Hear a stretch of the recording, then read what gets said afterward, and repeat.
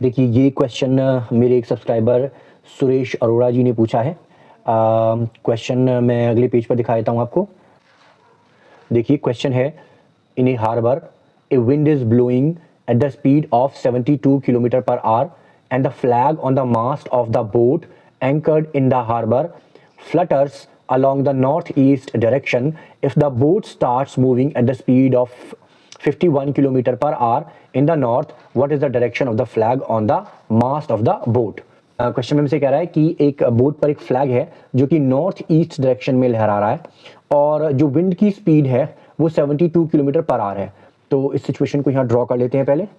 तो यहाँ देखिए ये एक फ्लैग है जो कि नॉर्थ ईस्ट डायरेक्शन में लहरा रहा है। ठीक है, ये हमने नॉर्थ ईस्ट डायरेक्शन दिखा दी फ्लैग की और स्पीड है 72 किलोमीटर पर आवर। ठीक है, अच्छा हमसे पूछ रहा है if the boat starts moving at the speed of 51 kilometre per hour in the north, what is the direction of the flag on the mast of the boat. तो देखिए यहाँ पर क्या करते हैं, सबसे पहले ये जो सबसे इनिशियल हमको जो डायरेक्शन दी हुई है ये हमको देखिए उसने बोल रहा है कि नॉर्थ ईस्ट डायरेक्शन में फ्लैग फ्लटर कर रहा है। तो दैट मीन्स जो एंगल होगा यहाँ पर ये हमारा 45 डिग्री का एंगल होगा। ये तो कॉमन सी बात है ना। अच्छा अब देखिए हम क्या करते हैं, ये जो हमारा 72 किलोमीटर पर आवर ये जो वेक्टर दिया हुआ है जिसका कि मैग्नीट्यूड 72 किलोमीटर पर आवर है, इसको हम दो कंपोनेंट्स में रिजॉल्व कर लेते हैं। एक इसका वर्टिकल कंपोनेंट, ठीक है, और ये है इसका हॉरिजॉन्टल कंपोनेंट। ठीक है, अच्छा अब देखिए वर्टिकल कंपोनेंट इसको हम क्या लिख सकते हैं, वर्टिकल कंपोनेंट को हम लिख सकते हैं 72 साइन 45 डिग्री और हॉरिजॉन्टल कंपोनेंट को क्या लिख सकते हैं 72 कॉस। अब हॉरिजॉन्टल कंपोनेंट को क्या लिख सकते हैं 72 कॉस 45।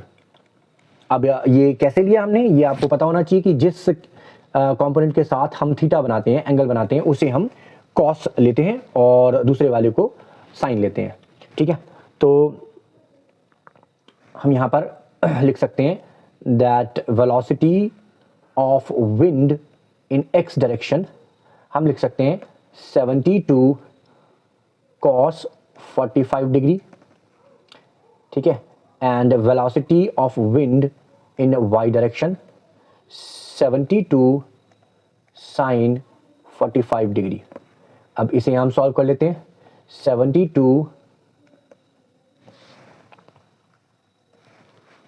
72 और कॉस की वैल्यू 1/√2।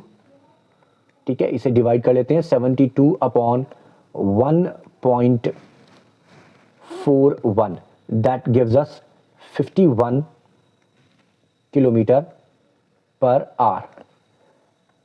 यहाँ पर इसको भी सॉल्व कर लेते हैं। तो देखिए 72 और साइन 45 की value 1/√2 then it comes out to 72/1.41 is equal to 51 kilometre per hour. अब देखिए यहाँ पर जो हमारे एक्स और वाई कंपोनेंट हैं इनको हम लिख लेते हैं। तो वेलोसिटी ऑफ विंड को अगर हम इसके एक्स और वाई कंपोनेंट्स में लिखना चाहें तो velocity of wind would be 51 east, 51 north. ठीक है, तो ये हमारी विंड की वेलोसिटी आ गई। अच्छा अब उसने कहा है कि boat starts moving with A speed of 51 kilometre per hour in north direction. ठीक है, तो अब मैं यहाँ पर बोट की वेलोसिटी की कंपोनेंट्स लिख लेता हूँ। तो देखिए बोट जो है मूव कर रही है इन नॉर्थ डायरेक्शन। ठीक है, तो हम यहाँ पर क्या करते हैं इसकी कंपोनेंट लिख लेते हैं। तो ईस्ट डायरेक्शन में तो कोई कंपोनेंट नहीं है, कोई मैग्नीट्यूड नहीं है क्योंकि ईस्ट की तो वेलोसिटी हमें दी हुई नहीं है। तो 0 ईस्ट, 51 नॉर्थ। ठीक है, अब हमको क्या निकालना है, हमको निकालना है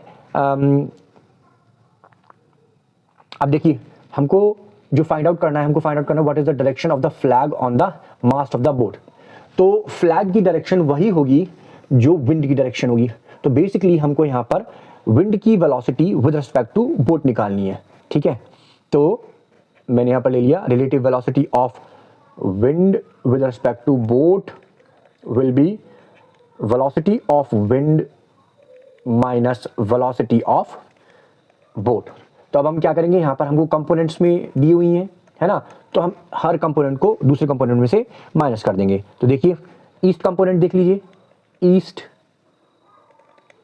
कंपोनेंट क्या होगा, वेलोसिटी ऑफ विंड ईस्ट में 51 थी and velocity of boat east में 0 है, तो हमारा ये कंपोनेंट आ गया 51। ठीक है, इसी तरह से north component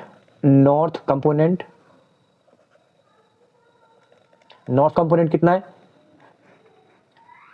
velocity of wind in north direction 51 minus velocity of boat in north direction, again ये भी 51 माइनस 51 इज इक्वल टू 0।